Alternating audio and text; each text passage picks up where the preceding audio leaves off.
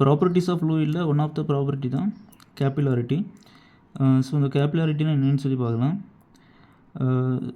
So ஒரு கண்டெய்னரில் வாட்டரோ ஏதோ ஒரு லிக்விட் இருக்குதுன்னா, ஸோ இந்த லிக்விட் எந்த ஒரு எக்ஸ்டர்னல் ஃபோர்ஸுமே இல்லாமல் கிராவிடேஷனல் ஃபோர்ஸுக்கு அகேன்ஸ்டாக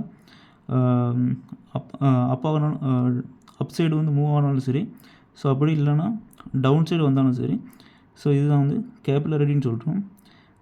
ஸோ இந்த மாதிரி கிராவிடேஷனல் ஃபோர்ஸ் அகேன்ஸ்டாக ஆட்டோமேட்டிக்காக இந்த லிக்விட் மேலே போகிறதுக்கு என்ன ரீசன் இருக்குதுன்னா, ஸோ அதோட சர்ஃபேஸ் டென்ஷன் அடிஷன் கொகிஷன், ஸோ இதுதான் ரீசனாக இருக்குது.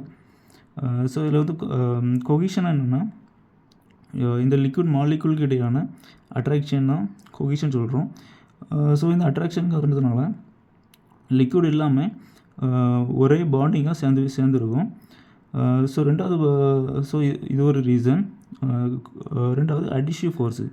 ஸோ அடிஷிவ் ஃபோர்ஸ் என்னென்னா, இந்த நேரோ டியூப்புக்கும் லிக்விடுக்கும் இடையான ஃபோர்ஸ் தான் அடிஷிவ் ஃபோர்ஸு.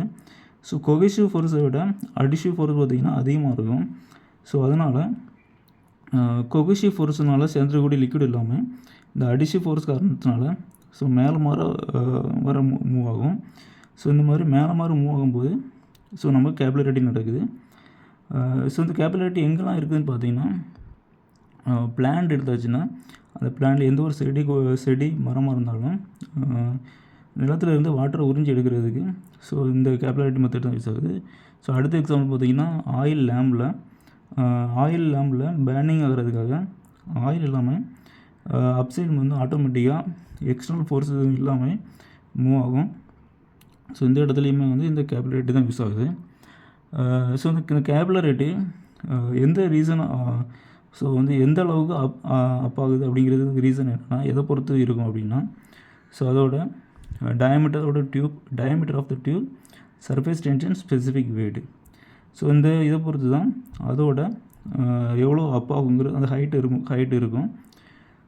ஸோ இதில் டயமீட்டர் ஆஃப் டியூப்பை பொறுத்து பார்த்திங்கன்னா, நேரோ டயமீட்டர் ஆஃப் டியூப்னா இதோட ஹைட், இந்த கேபிலாரிட்டி ஹைட் வந்து அதிகமாக இருக்கும். ஸோ எதனாலனா நேரோ டியூப்பில் அடிஷிவ் ஃபோர்ஸ் வந்து அதிகமாக இருக்கும்.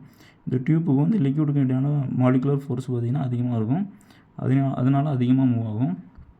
அதே போல் specific weight of the liquid வந்து அதிகமாக இருந்தாலும் இந்த ஹைட் வந்து அதிகமாக இருக்கும். ஸோ ஸ்பெசிஃபிக் வெயிட் என்னென்னா, ஒரு குறிப்பிட்ட வால்யூமில் எவ்வளோ வெயிட் இருக்குது, ஸோ அதுதான் ஸ்பெசிஃபிக் வெயிட்டு. ஸோ இந்த டென்சிட்டின்னு கூட எடுத்துக்கலாம். ஸோ வந்து எந்த ஃப்ளூயிட் வந்து டென்சிட்டி அதிகமாக இருக்கோ அது வந்து அதிகமாக மூவ் ஆகாது. ஸ்பெசிஃபிக் அதிகமாக இருந்தாலும் அதிகமாக மூவ் ஆகாது. ஃபார் எக்ஸாம்பிள் பார்த்திங்கன்னா, பெட்ரோல் வந்து ஸ்பெசிஃபிக் வெயிட் அதிகமாக இருக்கும், வாட்டரை விட அதிகமாக இருக்கும்.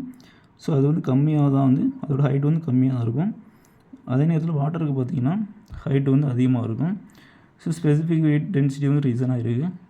மூணாவது பார்த்திங்கன்னா சர்ஃபேஸ் டென்ஷன் அதிகமாக இருந்துச்சுனாலும் இந்த ஹைட்டு பார்த்திங்கன்னா அதிகமாக இருக்கும். ஸோ இந்த ரீசன்னால கேபிலாரிட்டி அதிகமாகவும் கம்மியாகவும் இருக்குது.